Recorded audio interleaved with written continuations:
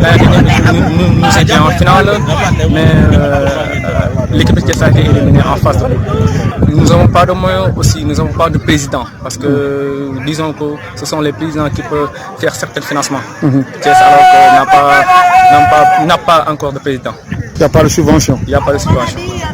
Voilà, donc c'était Madaga Diaraté, c'est l'entraîneur de l'équipe de rugby de CRAC de Thiès qui met fin à ce journal des sports. Timing respecté. Oui, c'est respecté. Merci beaucoup à vous. Merci. Donc, cher Tidiane Gomis qui reviendra à 14h pour la version Wolof. Et tout de suite, le dernier virage de ce journal consacré à la revue de la presse. C'est signé Ramatoulaye Sarr. Bonjour à vous. Bonjour. Commission ad hoc de l'Assemblée, confusion totale de titre Wolf Quotidien qui annote cher Bambadier et Guérassi jette l'éponge, Dr Bara Amar, juriste, Dixit, l'exercice sera bloqué par l'article 34. Abdoumbo, à son tour, député de la majorité, fera savoir que la démission de ses collègues n'entrave en rien la poursuite du travail. La session de la commission ad hoc prévue ce matin pour entendre Ousmane Sonko risque de capoter. La démission des députés de l'opposition, cher Bambadier et Moustapha Guérassi et le refus du leader de PASTEF de déférer à la convocation chamboule tout. Juridiquement, selon Dr Bara Amar, enseignant-chercheur à la faculté des sciences juridiques et politiques de l'UCAD, l'exercice sera bloqué par l'article 34 du règlement intérieur de l'Assemblée nationale, lequel article renseigne ce maître de conférence assimilé, dit que tous les membres de la commission sont désignés par l'Assemblée nationale au prorata, sur proposition des groupes administrativement constitués. Cela veut dire, souligne le journal, que ce n'est pas l'Assemblée nationale, mais les groupes parlementaires qui propose le représentant. Ce qui fait qu'à partir de demain, aujourd'hui, en principe, le bureau de l'Assemblée nationale devra demander aux groupes parlementaires de l'opposition de proposer d'autres députés qui vont rejoindre les 9 restants pour examiner la question, explique Bara Amar, enseignant à la fac de droit. Mais Abdoumbo, le premier vice-président de l'Assemblée nationale, explique que la démission de leurs collègues n'entrave en rien la poursuite du travail. Enchaînons avec le quotidien là, cette fois-ci avec la commission ad hoc mise à rude épreuve. Bambadier et Guérassi claque la porte. Abdoumbo note cela n'entrave en rien la poursuite du travail déjà entamé. Aïdambo révèle les termes du complot contre le président du PASTEF. Guérassi et Bambadier claquent la porte, rebondit Vox Populi, où sont notés les propos de ces deux députés. Je cite, nous vous permettrons ainsi d'être seuls à prendre l'entière responsabilité de la forfaiture que vous préparez à perpétrer. Et ce n'est pas tout parce que Réumi Quotidien ouvre sur les ressorts d'une démission faisant allusion à Moustapha Guérassi et Bambadier. Que vaut le silence de Sonko de s'interroger le journal? Enchaînant avec critique, affaire Suite Beauté,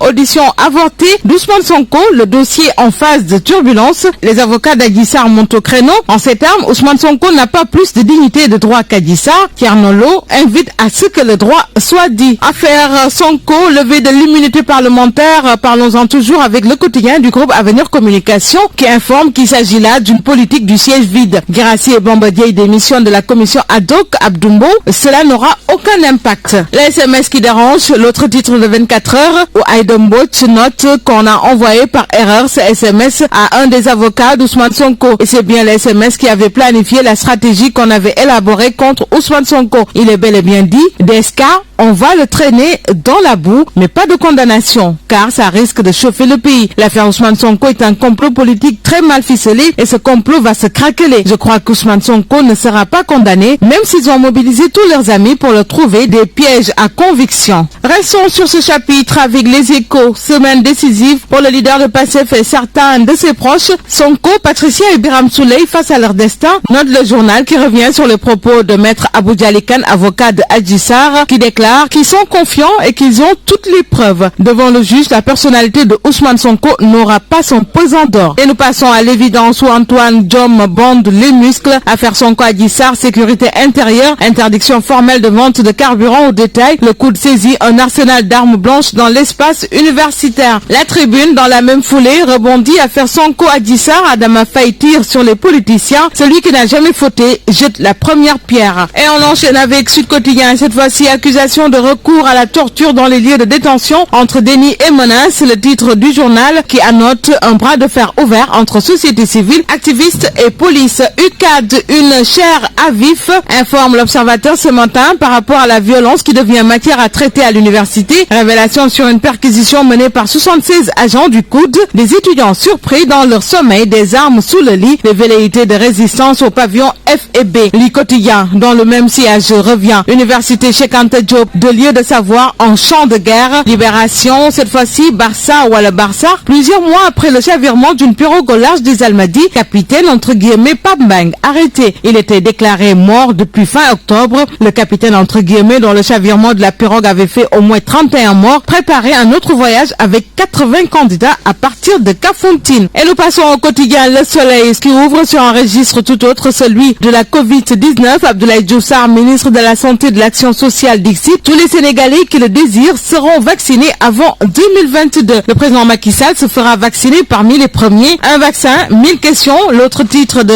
Direct News. Dakar Times également parlera des avantages du vaccin dans cette lutte contre la Covid-19 au Sénégal, au moment où l'exclusif revient sur la campagne nationale de vaccination quand les trains de Diouf Sarr arrivent à l'heure. Passons au sport avec Stade. Tout d'abord, compétitions africaines des clubs qualifs en phase de poule. TFC, Teungueth Football Club pour dire et Jaraaf réussissent une grande première dans l'histoire. Sous-le-Lambe enchaîne reprise des compétitions à huis clos le 1er mars. Les conditions sont-elles réunies de s'interroger le journal, tandis que nous bouclons avec Source A qui mène une enquête sur le faux prophète entre guillemets et ses 5 disciples arrêtés à Touba. Habib, chef des Illuminés, parle, leader d'une secte dénommée Mouvement Diwan Bamba Saliou Kara. Il dit, je le cite: je suis le prophète Issa qui va sauver l'humanité. Je suis le dernier messager. Je suis revenu au monde pour avoir une épouse et des enfants afin de disposer de descendants. La lumière qui va nous permettre de sauver l'humanité sur terre se trouve dans la mosquée de Touba. Le faux prophète et ses disciples ont été violemment bastonnés par les éléments de Mouradimatul Qidma.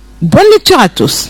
Merci à vous Ramatoulaye Sarr. Ainsi c'est avec vous que nous allons boucler définitivement cette édition, assurée du côté technique par Issa Khadiagne avec l'appui de Ayaratou Penda Dialogué. Et avant de retrouver Seydina Marba pour